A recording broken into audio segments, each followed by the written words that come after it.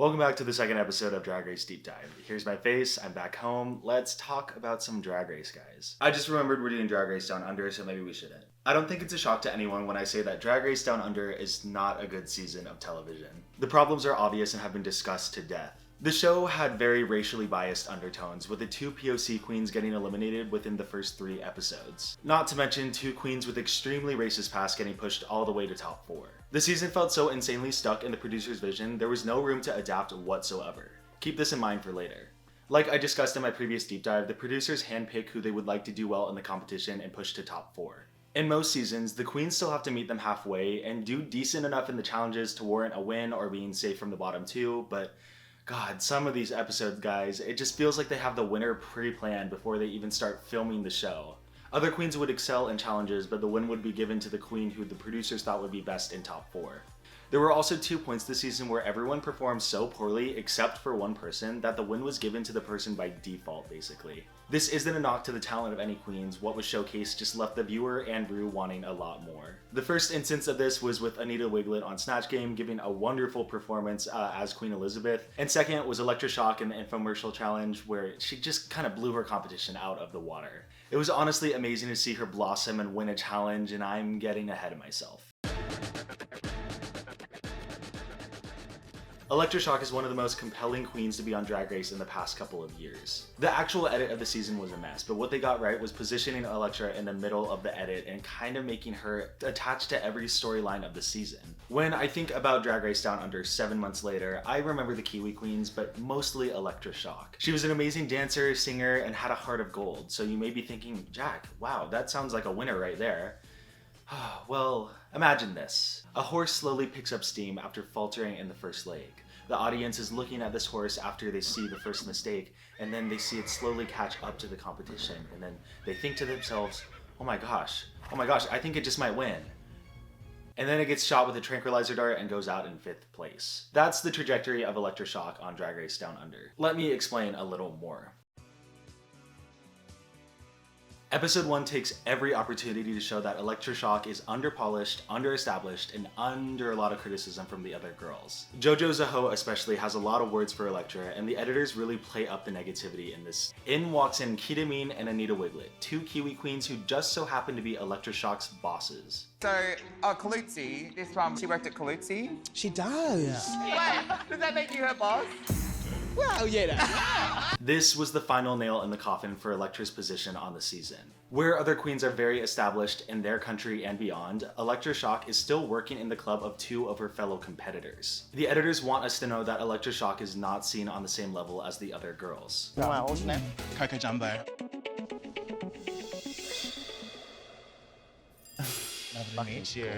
Elektra's wig was so thirsty, it could have done with a glass of water. Now, they could take 2 routes with this. Either she's too unpolished to stay in the competition, or she's seen as an underdog that slowly picks up steam and becomes a threat towards the end. The problem is they try to do both. I'll explain a little more later. Episode 1 blatantly shows that Elektra Shock feels like an underdog that is out of place in the competition. I mean, she says it herself. Never really felt like an underdog in a room before, but I definitely do in this one.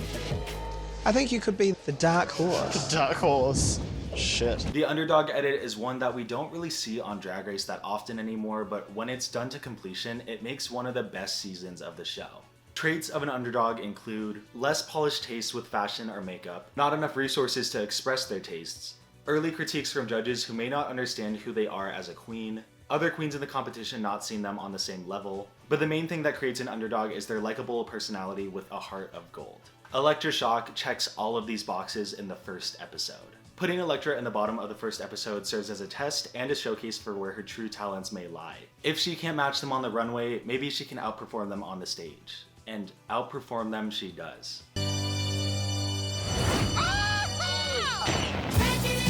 It was a great lip sync that solidified that Elektra is not going anywhere in the competition, and she's someone that we need to look out for. Where an underdog edit differs from an early out edit is that we see other queens believing in the underdog. Kita calls Elektra the black horse of the competition, someone we may need to look out for even though others don't see them as a threat. Underdogs take charge of their mistakes and attempt to learn from them. Elektra is seen asking for advice for various things and trying to improve her craft over the course of the competition. Although she is a top-notch performer, she knows that's not going to get her all the way to the end. She needs to show care on the runway, so that's what we get to see throughout the whole competition. This is what makes a compelling queen. I love seeing someone have what it takes, but just needing a little extra push to get there. It creates extremely entertaining television with a satisfying watch if the story is handled with care. So she falters in episode 1, does decent in episode 2, and episode 3 just so happens to be a performance challenge. I expect her to do well. People expect her to do well. The queens expect her to do well.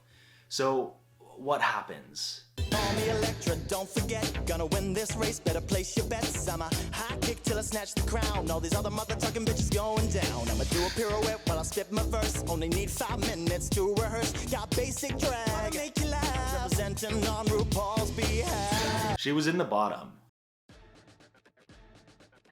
I get it. Some people were saying she was doing too much and taking away from her sisters. But none of her sisters thought so.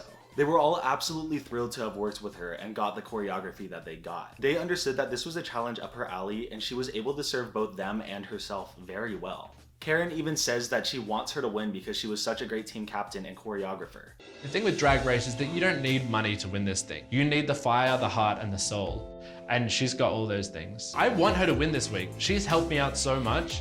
This is her week to win, and I want to see that happen. These types of critiques only work if everyone is thinking the exact same thing. But the edit shows Elektra taking charge and everyone praising her for it. She establishes herself in the competition of fighting everyone's doubts, and we see that she's taking charge and showing that she's trying to prove people wrong, and we think that's what's going to happen up until we see Ru make this face. That was the first and only clue this episode that Elektra was in over her head, which as an editing standpoint and a storytelling makes no sense. I just don't understand how you're gonna focus on a queen for so much of the episode, say that she deserves to win, and then give the win to the other team captain whose only storyline this episode was that she wanted to win the challenge. It truly makes no sense. It's just so annoying because the show is so overproduced in other aspects. I just didn't know why we couldn't get that little bit of information that Elektra may be in over her head. Obviously you couldn't get her group to say anything because they had nothing but kind words for her.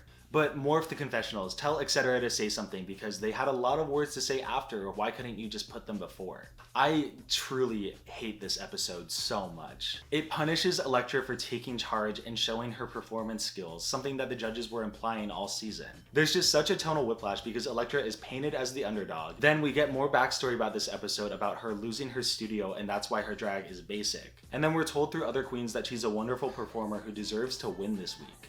All of the arrows are pointed towards giving Elektra the win. And then it just doesn't happen. And the problem is it adds more strikes to Elektra's track record in the end. It's hard to see a queen as the winner when they have multiple bottom 2 placements. We've only seen it once on the main show of Drag Race that happened just this year. So it's clear that the producers don't really see Elektra as winning this competition, so they should probably focus on the other queens. But the problem is, every single storyline is tied to Elektra in some way. I can think of 3 overarching storylines of the season. One is the Kiwi Queens avenging Anita's elimination by taking out the Aussie Queens one by one. The second is Elektra versus Scarlett, and the third is just Elektra being an underdog. Like I said, all 3 storylines feature Elektra in a primary role. Through the first 3 episodes, we see Elektra trying to outperform her basic runways. And when this doesn't work the second time in the 3rd episode, she's rightfully pissed. I've been in the bottom twice already, but I've also sent 2 bitches home. So I'm just gonna keep performing my ass off because that's the only thing that I can do right. I think it's Elektra's time to go.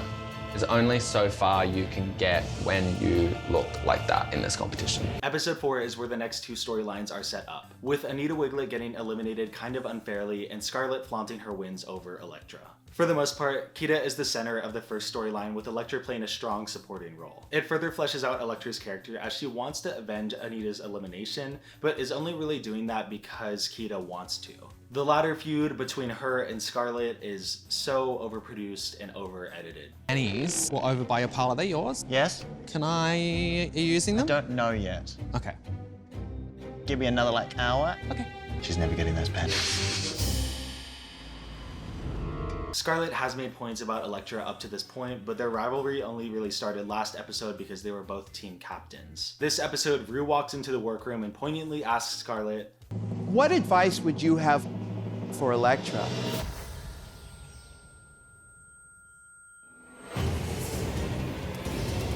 There's so much more to performing than just doing the splits 20 times for me. I mean, they're not even trying to be subtle at this point. Elektra rightfully defends herself from Scarlett, and then for the rest of the episode is framed as really bitter. I don't understand exactly why they did this, but in the end, people ended up agreeing with Elektra because, you know, they were trying to force this storyline, and it was just so, like, mean-spirited. The bulk of this episode is the argument and Elektra trying to rack her brain to come up with an idea that's both chic and very polished for the judges. And then she does it. She makes a beautiful garment that gets praised by Rue, falls into the criteria Rue was looking for, showing everyone that she does have the taste needed, just not the resources. So, does she win this challenge?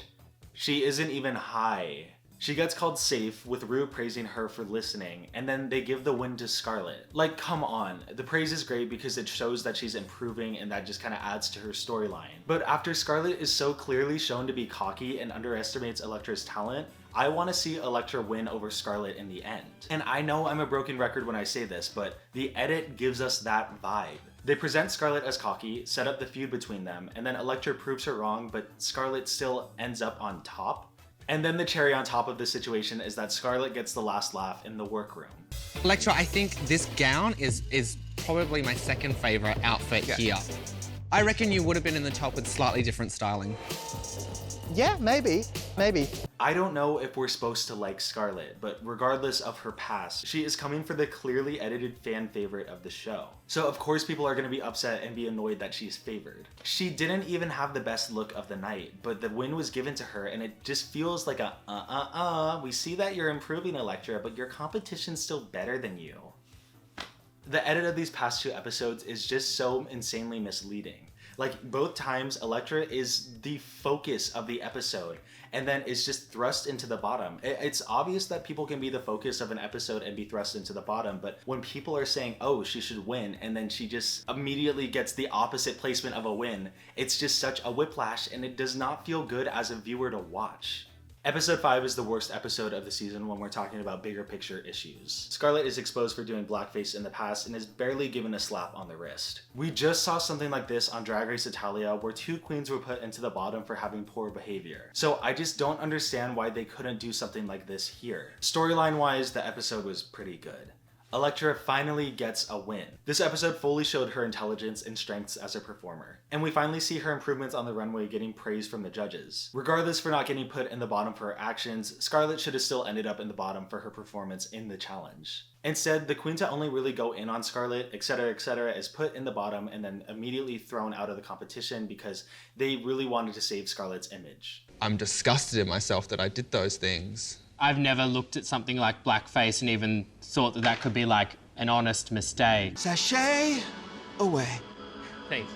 What this episode shows us is that Scarlett isn't always going to be on top and isn't always going to outperform Elektra in the challenges. So it's still anyone and even Elektra's game, right? Episode 6 is the final turning point for Elektra Shock's story. We just saw her win last week and it felt so rewarding as an audience. The work is being put in to improve and the judges are seeing that. But the thing is, last week it was positive and this week it's not. I don't understand. We still get good story beats with Elektra and her makeover partner. This just further solidifies Elektra's heart and intelligence. And Scarlett is finally put into the bottom, showing that she's faltering and people still have a chance to catch up to her. But even with a win under her belt, the producers and Rue don't see Elektra as a winner. So even though she's not hurt too badly by this episode, the implications are very clear that Michelle and Rue aren't really gonna send her any further. When Rue and Michelle talk about further improvement of your drag, the writing is on the wall. Elektra, throughout this competition, she's been getting by with the, oh, she's learning, she's getting better sort of storyline. I mean, when is she gonna land on, I am the queen of the contest, you know? Not tonight. They could spin this in a positive way by saying, oh, the makeup isn't great, but we see that you're improving and we really appreciate it. But they instead say that the makeup isn't great and you're skating by in the competition, even though she just won last week, and that's not gonna take you as far as you want it. It's really just, oh, it's frustrating. This episode serves as a focus shift for the Kiwi Queen the producers want to see in the end. Kita finally gets a win, and though it's amazing to see, the writing is very clear for Elektra. Unless by some miracle next week is a talent show where Elektra can really show off her dance abilities, I don't really think that she can make it any further in the competition. But talent shows only happen on All Stars, right?